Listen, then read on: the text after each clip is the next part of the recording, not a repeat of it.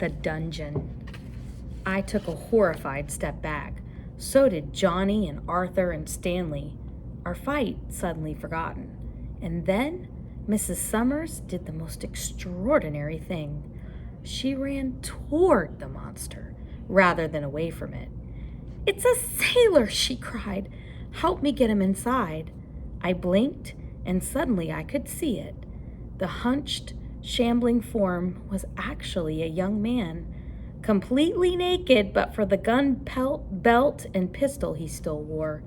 Whether he'd been nude to start with, or his shoes, shorts, and shirt had been blown off him or burned away, I didn't know. Slimy black oil covered him from head to foot. "Stanley, Frank, hurry," Mrs. Summers said. She ignored how ugly the man looked and wrapped her arms around his swaying body. "He must have oil in his throat." Stanley dashed toward his mother and I followed. Together, we helped the wounded sailor through the entrance of the dungeon. This time, Arthur and Johnny stood back and let us go by without challenging us. Most of our Ford Island neighbors were packed inside the shelter, and I immediately picked Mom and Jenny out of the crowd. I felt a swell of relief. They were alive and safe. Jenny was sitting with the Dawson twins, who she used to babysit. She smiled and started to wave to me, but her look turned to horror when she saw the creature Stanley and I were helping. Mrs. Harding, from the 3 doors down, paled and wobbled like she might faint. And Arthur's sister Maxine, who I suspected had a crush on me, started screaming. So did Charlie Moore and the Dawson twins, and soon all the kids were freaking out, old and young, and some of the adults too. "That's enough," my mom said, her voice cutting through the hullabaloo. She marched toward us, and I felt the urge to stand up straight like a soldier at attention. "This man could be your husband, your father, your brother," she told the other people in the dungeon. "He needs our help, not our bawling." Some of the little kids kept crying, and Jenny went to comfort them. But Mom's words shut everybody else up. Commodore McCoy had taken charge. Mom gave me a quick hug as she swept by. "I'm so glad you're safe. We'll talk more in a minute," she told me, and I nodded. The sailor needed help first. "Let's get that area by the door clear and lay out some blankets," Mom ordered. "If one sailor's found us here, and more are sure to follow. Charlotte, Elizabeth, come with me to get some water." The Navy wives and moms immediately got to work, like the men who'd swarmed the deck of the Utah after the attack started. The women were in various states of dress and appearance. Some wore jeans and sweatshirts. Others had on dresses or skirts and short-sleeved shirts. A few had taken a moment to wrap up their hair in scarves or throw on a ball cap. Mrs. Harding still had metal curlers in her hair, while Charlie's mom was entirely made up and wearing her Sunday best. Jenny was still wearing her pajamas. She looked at me again from across the room and nodded. I relieved I was okay. But she didn't come over. She had her hands full with the kids, which was good, because she was for sure would have asked me about Brooks, and I didn't know what to say. Stanley and I helped lower the sailor onto the pile of blankets the women had thrown together, and then we stepped back to give the women room to work. "The battleships," the sailor rasped when my mom had gotten a little water down his throat. He clutched at her arm. "They're all on fire." I shivered, remembering the inferno the Arizona had become. How many other ships had gone up in flames. How many other sailors had been burned like this. "It's all right. You're safe now," Mom told the sailor, and she backed away as a woman with first aid training took over. "Those dirty Germans!" cried a younger boy named Henry. "Hush," his mother told him. "It's the Japanese." I glanced at Stanley. He looked grim-faced and sullen. I noticed other people looking at him suspiciously. "Him and his mom," I huffed. The other people in the dungeon were afraid. I knew that, but fear was no excuse for them to be distrustful.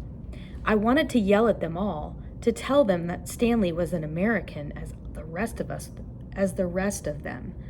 But Stanley's mom pulled him away. I was going to follow them, make sure Stanley was okay, but suddenly my mom was back, wrapping me in a desperate hug. "Frank, I was so worried about you," she said. She held me at arm's length to examine my cuts and bruises. "Were you on the Utah when the attack started?" she asked. "Yeah," I said. "The Utah capsized, and we jumped off and ran and swam to Ford." Mom's eyes went wide, but she quickly shook off all the terrible things she had to be imagining and put on a brave smile. "All that swimming practice paid off, I guess," she said, and hugged me again. I told her about running into Dad on the airfield and how he and the ground crew had gone against orders to fight back. She paled a bit at that, but she nodded. She understood. That was Dad's job. It was always dangerous when Dad went up in a plane, just more so now. A bomb hit outside, shaking the reinforced concrete walls of the bunker and making dust rain down from the ceiling. A baby wailed, and his ashen-faced mother hugged him tight, making him cry even harder. The roar from the battle outside was muted, but we still knew it was going on. "This place is really old. What if the ceiling falls in?" I said to my mom. I didn't want to go there, didn't want to get sucked into a whirlpool of fear again, but I could feel it pulling me in. What if the entrance gets blocked and we're trapped? What if the Japanese really are invading and we get captured? What if... Mom put a hand to my chest. "I know, sweetheart," she said. "I know. But you're safe now. Safer," she said, acknowledging my usual comeback with a knowing smile. "And you and Stanley did the right thing, helping get this sailor inside." I looked around for Stanley and saw him huddled in a corner with his mom. They were talking quietly. Stanley frowning and his mom sadly shaking her head. Even though the dungeon was small, none of the other people stood near them, and I saw a teenage girl named Margaret glancing nervously their way.